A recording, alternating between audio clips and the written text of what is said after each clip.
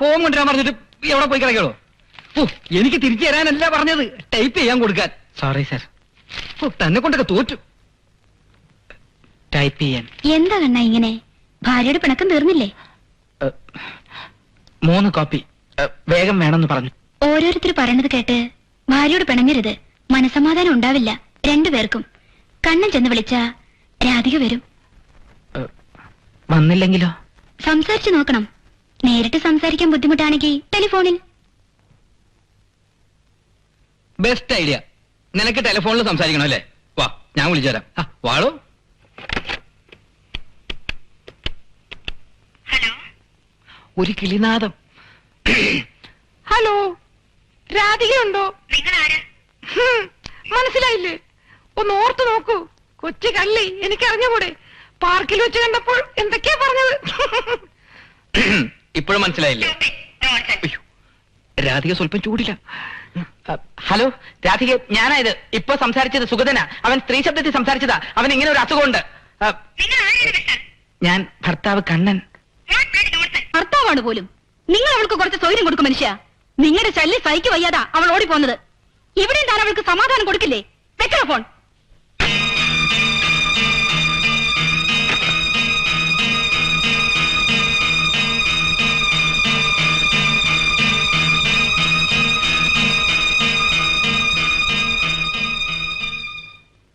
എന്റെ കക്ഷിയും താങ്കളുമായിട്ടുള്ള വിവാഹം ഹിന്ദു മതാചാര പ്രകാരം നടന്നിട്ടുള്ളതും വിവാഹത്തിനു ശേഷം 2 മാസക്കാലം എന്റെ കക്ഷി താങ്കളുടെ ഭാര്യയായി താമസിച്ചിട്ടുള്ളതുമാണ്.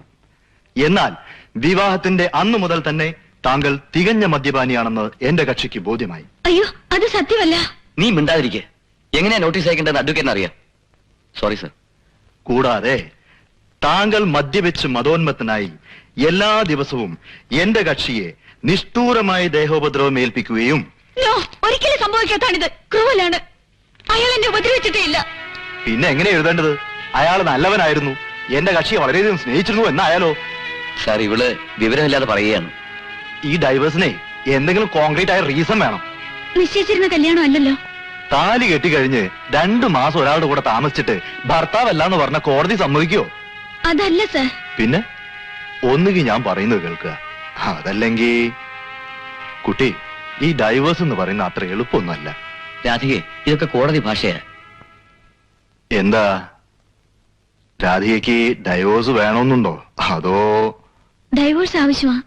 പക്ഷേ എന്നാ വായിക്കുന്നു കേട്ടോളൂ. താങ്കളുടെ അമ്മയും സഹോദരിയും ചേർന്ന് എന്റെ കക്ഷിയെ ഈ 2 മാസക്കാലം വാക്കാലും പ്രവൃത്തിയാലും പീഡിപ്പിച്ചിരുന്നതായി എന്റെ കക്ഷി ആരോപിക്കുന്നു. വേണ്ട സർ, ഇങ്ങനെ ഒരു കെട്ടിച്ചമച്ച കേസ് വേണ്ട. വേണ്ട, ഞാൻ നിർബന്ധിച്ചില്ലല്ലോ. പിന്നെ എന്താ നിന്റെ ഭാവം? വേറെ ഒരു വഴിയില്ലേ സർ? ഉണ്ട്, മ്യൂച്വൽ അഗ്രിമെന്റ്. 2 പേരും സമ്മതിച്ച സംഗതി എളുപ്പമായി. അതാ ഞാൻ മാധവൻകുട്ടിയോട് നേരത്തെ പറഞ്ഞത്. എന്റെ അഭിപ്രായത്തിൽ അതാ നല്ലതും. എന്തു പറയുന്നു? അതിനവൻ സമ്മതിച്ചില്ലെങ്കിലോ? എന്നാ വേറെ വഴിയൊന്നുമില്ല. ഏതായാലും ഇങ്ങനെ ഒരു നോട്ടീസ് അയക്കണ്ട. മാധവൻകുട്ടി, നമുക്കിവിടെ അവസാനിപ്പിച്ചാലോ? വേറെ വഴിയില്ലെങ്കിൽ മ്യൂച്വൽ അഗ്രിമെന്റ് ആവാം. അവനെ ഞാൻ കൊണ്ടുവരാം. വലിയ കൊലാവലൊന്നും വേണ്ട. ഇവിടെ എങ്ങനെ ഒരു പന്തല് ദേ പെണ്ണുങ്ങൾ വിളി തുടങ്ങി. ഒരു കാര്യം ചെയ്യാൻ സമ്മതിക്കില്ല എന്ന് വെച്ചാൽ. അല്ല, എന്തിനാ പന്തല്? നിന്റെ 16 അടിയന്തരം കഴിക്കാൻ മിണ്ടാണ്ടിരുന്നു അവിടെ. എങ്ങനെയൊക്കെയാ കാര്യങ്ങളൊന്ന് അടുപ്പിച്ചുകൊണ്ടിരാന്ന് വിചാരിക്കുമ്പോഴാ. ചിന്ന ആ തൊടി പോയി കഴുകു മുറിച്ചോ. പോയിക്കോ. പോയിക്കോ. ഓല പറഞ്ഞത് അവിടെ തന്നെ കാണും കേട്ടോ. പുതിയ വല്ല ആലോചനയുണ്ടോ? അതേടി, ഞാൻ ഒന്നുകൂടെ കെട്ടാൻ പോവാ. ദേ, ഒരു സംഗതി രഹസ്യമായിട്ട് സൂക്ഷിക്കാൻ സമ്മതിക്കില്ല. ഈ മുറ്റത്തൊരു പന്തലിടുന്നു തോന്നി ഇടുന്നു, അത്ര തന്നെ. പറയില്ല, പ്രത്യേകിച്ച് പെണ്ണുങ്ങളെടുത്ത് ഇനി പറയില്ല. മതിയായി. എന്തിനാ കമുക മുറിക്കണേ? പന്തൽ കെട്ടാൻ ശ്രീധരൻ വരുന്നതിന് മുമ്പ് കല്യാണം നടത്തണം. എന്നോട് പറഞ്ഞൂടെ ആരാ ചെക്കനെന്ന്? പെണ്ണുങ്ങളോട് പറയില്ല. എന്താ നിങ്ങൾ ഈ പറയണത്? ഞാൻ അറിയാതെ മോളുടെ കല്യാണം നടക്കേ? നീ അറിഞ്ഞു എന്ന് വെച്ചാ ഈ ഭൂമി മലയാളം മുഴുവൻ അറിഞ്ഞു എന്നർത്ഥം. കണ്ണൻ തന്നെയാണ് അവളെ കെട്ടാൻ പോകണമെന്ന് ഞാൻ എന്നോട് പറയേ. എന്നിട്ട് വേണം നാളെ മുതൽ ആൾക്കാർ ജാഥായിട്ട് ഇങ്ങോട്ട് വരാൻ. എന്ത്? കല്യാണം കഴിഞ്ഞ കണ്ണനോ? അതെ, അവൻ തന്നെ. അവര് ബന്ധം വേർപെടുത്താ ഒക്കെ ഞാൻ ഒപ്പിച്ചു വെച്ച്. പറയണ്ടെന്ന് വിചാരിച്ചതൊക്കെ പറഞ്ഞു പോയല്ലോ ഈശ്വര. വിവരമുണ്ടോ നിങ്ങക്ക്? എന്തേ? ഇതാണ് എന്നോട് പറയണ്ടെന്ന് വെച്ചേ. ഒരു കാര്യം ഞാൻ പറഞ്ഞേക്കാം, എന്തെങ്കിലും കുഴപ്പമുണ്ടാക്കിയാൽ കൊന്നു കളയും ഞാൻ. മനുഷ്യനൊരു അഭ്യാസം നടത്തി നോക്കാം, എങ്ങനെങ്കിലും ആ പെണ്ണിനെ ഒന്ന് ഇറക്കി വിടാൻ പറ്റുമോ? അപ്പോഴാണ് അവളൊരു അയ്യോ അതല്ല പറഞ്ഞത്. പിന്നെ ഏതാ? അവനാ കെട്ടണെങ്കിലേ ആ. പന്തലും മറ്റും ഇട്ട് നാട്ടുകാരെ അറിയിക്കണം. ദേശാഫീസിൽ കഴിച്ചാ പോരെ? താലി കെട്ടൊഴിച്ച് എല്ലാം കഴിഞ്ഞല്ലേ ഗുരുവായൂർ വെച്ച്? ശരിയാണല്ലോ. പെണ്ണുങ്ങൾക്ക് വിവരില്ലെന്ന് ആരാ പറഞ്ഞേ? ഇതാണ് പറഞ്ഞേ, ഭാര്യയെ നേരത്തെ ആലോചിച്ചിട്ടേ എന്തും ചെയ്യാവൂന്ന്. കൊടുക്കായി മോനെ ചിന്ന വെട്ടലേ കമ്പനി ചിന്ന. അയ്യോ ചതിച്ചല്ലട ചിന്ന. താലി കെട്ടിയെന്നല്ലാതെ അവര് തമ്മിൽ ഒരു ബന്ധമില്ലെന്നാ പറഞ്ഞത്. ഇനി അയാൾ എന്നെ കെട്ടണ്ട. അച്ഛൻ 10,000 രൂപ മുതലാക്കാനല്ലേ ഇതെല്ലാം ഒപ്പിച്ചോണ്ട് വരുന്നത്. ദേ നാവ് കൂടുന്നു.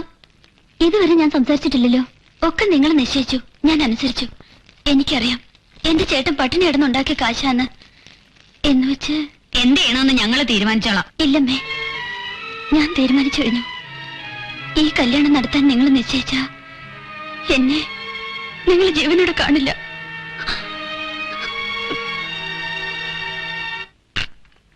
ഹലോ, PWD ഓഫീസല്ലേ? അതെ. കണ്ണനുണ്ടോ? ആരാ? ഞാൻ കണ്ണന്റെ മിസ്സിസാ. ഒരു മിനിറ്റ്. കണ്ണ, തന്റെ ഭാര്യ വിളിക്കുന്നു.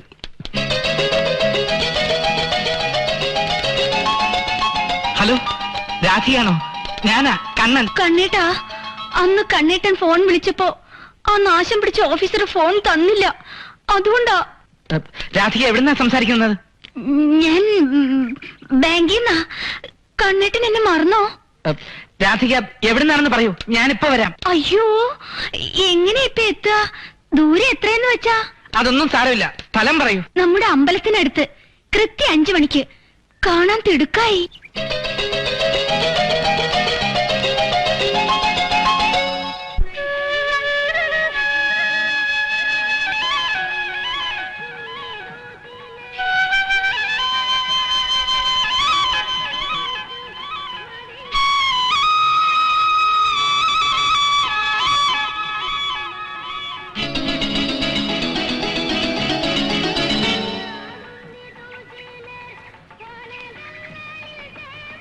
എന്താ ഇവിടെ? 5 മണിക്ക് രാധിക ഇവിടെ വരാന്ന് പറഞ്ഞിട്ടുണ്ടായിരുന്നു. അവള് വരാന്ന് പറഞ്ഞു. ഫോൺ ചെയ്തിരുന്നു. 3 മണി മുതല് ഞാനിവിടെ കാത്തിരിക്കുക.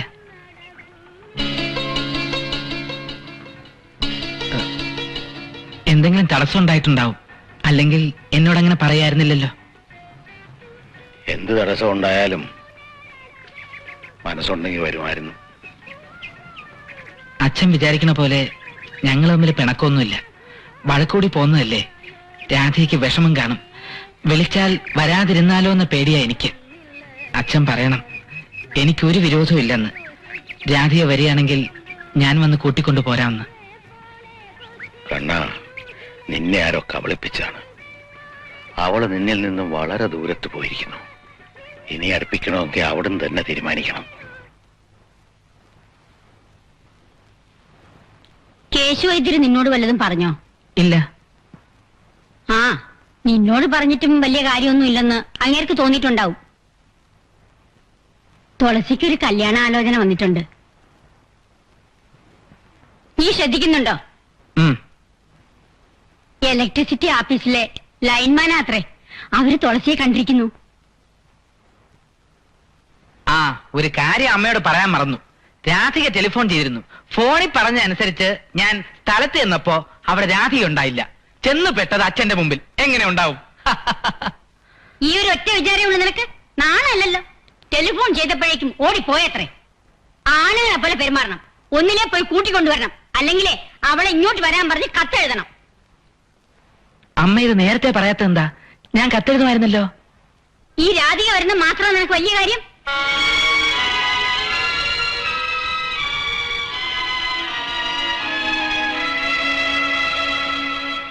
സ്വന്തം അനിയത്തിക്ക് വിവാഹം ആലോചിക്കുന്ന കാര്യം പറയുമ്പോഴാ. അതിൽ ഇത്ര ആലോചിക്കാൻ എന്തിരിക്കുന്നു? അത് തീരുമാനിച്ചു കഴിഞ്ഞല്ലേ. ഹരി റെഡിയായിട്ട് നിൽക്കുക. ആഗ്രഹം ഇല്ലാഞ്ഞിട്ടല്ല, പക്ഷേ ഹരിക്കൊരു ജോലി കിട്ടിയിട്ട് എപ്പം നടക്കാനാ? ഇപ്പൊ വന്നിരിക്കുന്ന ആൾക്ക് ശീതനവും പണ്ടും ഒന്നും വേണ്ടെന്നാ പറയുന്നത്. കണ്ണാ, ഇത് ഉറപ്പിക്കുന്നതാ ബുദ്ധി.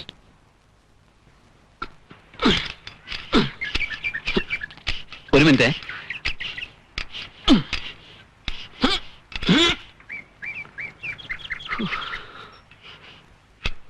ഇതിലടിക്കുന്ന കാറ്റ് മുഴുവൻ എങ്ങോട്ട് പോകുന്നു?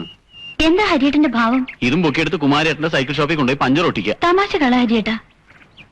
എന്റെ കല്യാണം ഉറപ്പിക്കുന്നു തോന്നുന്നത്. അത് നല്ല കാര്യമല്ലേ? ഞാൻ കാര്യമായിട്ട് പറയാ. ഞാൻ അറിഞ്ഞു തുളസി, പക്ഷേ എനിക്ക് എന്താ ചെയ്യാൻ കഴിയുക? ഞാൻ സമ്മതിക്കില്ല, തീർച്ച. ഞാൻ ഇങ്ങോട്ട് ഓടി വരും. ഇങ്ങോട്ടോ? ഇവിടെ ഞാൻ തന്നെ ഒരു അധികം പറ്റാ. പിന്നെ ഞാൻ എന്താ ചെയ്യാ? നീ ആ കല്യാണത്തിന് സമ്മതിക്കണം. ഹരിയേട്ടന് ഒരു സ്നേഹമില്ല. ഒരു കൊട്ടയ്ക്കുണ്ടത്, വെറുതെ കിട്ടുന്ന സാധനമല്ലേ, അതുകൊണ്ട് എന്താ കാര്യം? എന്നാ നമുക്ക് എങ്ങോട്ടെങ്കിലും ഓടിപ്പോകാം. നീണ്ട കഥകളിലെ ഡയലോഗാ നീ കാച്ചണത്. എങ്ങോട്ടെങ്കിലും ഓടിപ്പോവാ. പട്ടിണി കൊണ്ട് നട്ടം തിരിയുമ്പോ ഈ സ്നേഹമൊക്കെ പറ്റും, എന്നിട്ട് എവിടെയെങ്കിലും പോയി തൂങ്ങിച്ചാവും. അതാ ആഗ്രഹം. എന്റെ തുളസി, ഇതൊക്കെ കഥകളിലേ നടക്കൂ. ഇങ്ങനെയൊക്കെ സംസാരിക്കുമ്പോ ഹരിയേട്ടന് ഒരു ദുഃഖമില്ലേ? ഹരിക്ക് ആകെയുള്ള സ്വത്തുക്കൾ അത് രണ്ടുവാ, സ്നേഹവും ദുഃഖവും. അതിൽ സ്നേഹം ഞാൻ ആര് ചോദിച്ചാൽ കൊടുക്കും, പക്ഷെ ദുഃഖം അതെനിക്ക് വേണം.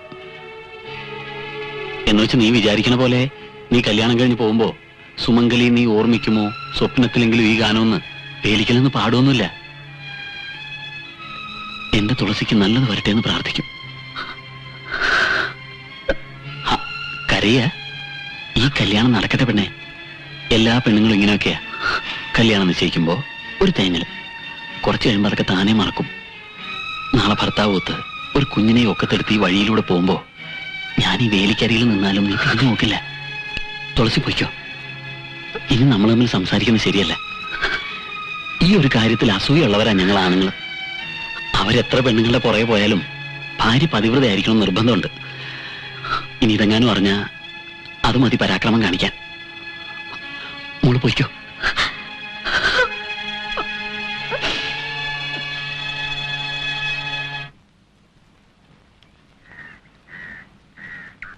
നിന്നെ പിരിഞ്ഞുകൊണ്ടുള്ള ഒത്തുതീർപ്പിന് അയാൾ സമ്മതിക്കൂ? സമ്മതിക്കുന്ന ചേട്ടൻ പറഞ്ഞത്. എനിക്കെന്തോ വിശ്വാസം വരുന്നില്ല. അന്ന് ബാങ്കിൽ വെച്ച് ഒരു പ്രാവശ്യം കണ്ടിട്ടുള്ളൂ. അയാളുടെ കാര്യം പാത്തറ്റിക്കാ. അപ്പൊ എന്റെ കാര്യോ? ഞാൻ ഒരു സിമ്പതി അർഹിക്കുന്നില്ലേ? തെറ്റൊക്കെ എനിക്കാ. എനിക്കുണ്ട് ഫീലിങ്സ്. സോറി രാധയെ, ഞാൻ അത് ഉദ്ദേശിച്ചല്ലേ പറഞ്ഞത്. ഒരു വിധത്തിൽ അയാൾ നിനക്ക് മാച്ചല്ലെന്നും അറിയാം. എന്നാലും അയാളുടെ സ്നേഹം ശരിയാ, എന്നോട് വലിയ സ്നേഹ. പക്ഷെ ഞാനത് എങ്ങനെയാ പറയാ? ആ സ്നേഹം എനിക്ക് ശാപമായിട്ടാ തോന്നുന്നത്.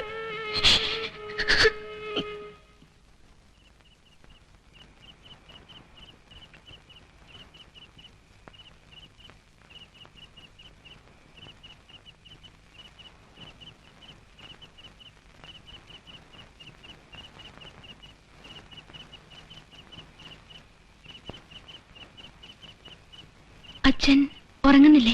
നീ ഉറങ്ങുന്നില്ലേ? മോള് പോയി ഉറങ്ങിക്കോ. നാളെ വക്കീലിനെ കാണാൻ പോണമെന്നല്ലേ മാധവൻകുട്ടി പറഞ്ഞിരിക്കുന്നേ. ഞാൻ ചെയ്യുന്നത് തെറ്റാണോ അച്ഛാ?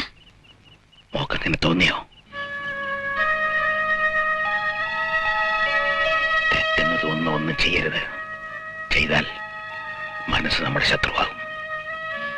മനസ്സിനെ മാറ്റി നിർത്തിയ നാം ചെയ്യുന്ന എല്ലാം ശരിയാണ്. മോള് സമാധാനമായിട്ട് പോയി ഉറങ്ങിക്കോ.